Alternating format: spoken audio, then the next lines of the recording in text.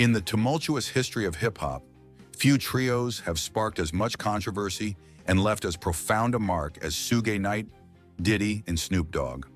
Suge Knight, the ruthless mogul of Death Row Records, once propelled Snoop Dogg to the heights of fame, but also dragged him into a web of legal troubles, culminating in a 28-year prison sentence for manslaughter.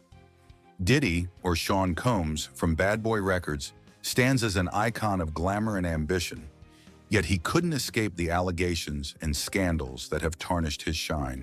And Snoop Dogg, the talented rapper with a carefree swagger, rose above a drama-filled past to become a pop culture icon. Together, they not only shaped music, but also crafted tales of power, violence, and survival in the chaotic world of hip-hop. Let's dive into the details of this infamous trio. As mentioned in part 1 of the video, by March 2024, the Department of Homeland Security raided 2 of Combs' mansions in Los Angeles and Miami, seizing a trove of evidence, recording equipment, hard drives containing videos, drugs, and even firearms, raising suspicions of violence used to control victims. Federal prosecutors later confirmed they had interviewed over 50 witnesses, including victims, former Combs employees, and hotel staff who had witnessed the freak-offs. Combs pleaded not guilty and has been denied bail 3 times. He is currently detained at the Metropolitan Detention Center in Brooklyn, awaiting a trial scheduled for May 5, 2025. His legal team, led by attorney Mark Agnifilo, has called the charges baseless and claimed they are the product of a witch hunt targeting a celebrity.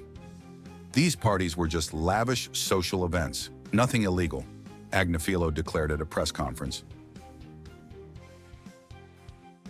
A major blow to Combs' defense came in May 2024 when CNN released 2016 surveillance footage showing him assaulting Cassie Ventura in the hallway of the InterContinental Hotel in Los Angeles. The images of Combs punching, kicking, and dragging Ventura matched her testimony about violence during the freak-offs, significantly undermining public trust in his denials. The fallout spread quickly. Macy's ended its partnership with the Sean John fashion brand.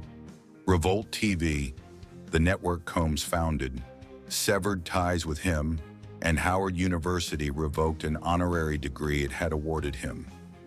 New York Mayor Eric Adams even canceled the presentation of the Key to the City, a rare honor given to Combs in 2023.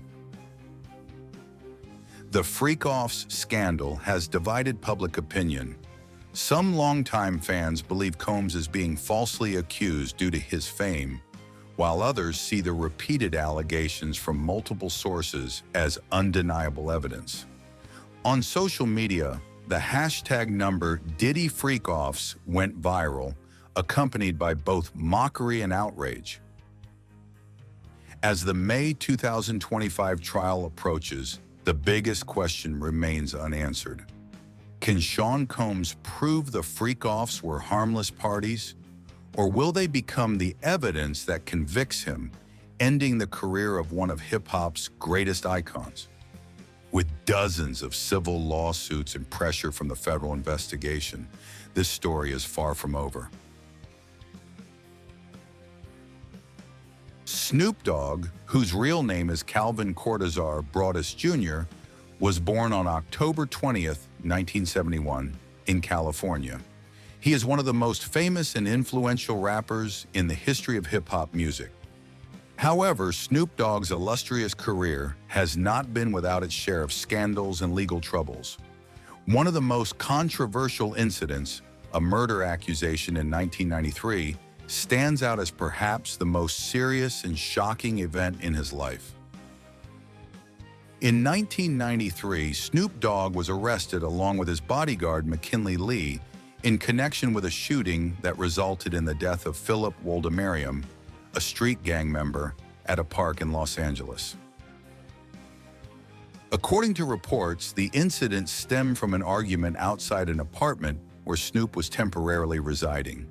At the time, a group of gang members drove by and got into a dispute with a friend of Snoop's. Snoop's bodyguards stepped outside to intervene for. McKinley Lee later testified that when Woldemariam stood up and reached for a gun tucked in his waistband, Lee fired from the front passenger seat of a Jeep in self-defense. Woldemariam was shot in the back and buttocks, dying at the scene. Snoop quickly drove away, and the group went into hiding for a time. First-degree murder charges were filed against Snoop and Lee, putting him at risk of a life sentence if convicted. The case sent shockwaves through the public, not only due to its severity, but also because Snoop was an emerging star representing the West Coast gangsta rap movement. The media and public followed the story closely, with opinions sharply divided. Some saw it as evidence of the violent lifestyle glorified by rap music, while fans and supporters argued he was targeted because of his fame and his roots in an impoverished neighborhood. The trial began in 1995 and lasted several months, drawing significant media attention. Snoop maintained his innocence, and his defense team, led by Johnny Cochran, argued that the shooting was an act of self-defense. They claimed Woldemariam had drawn a gun first, and it was Lee, not Snoop, who fired the fatal shot.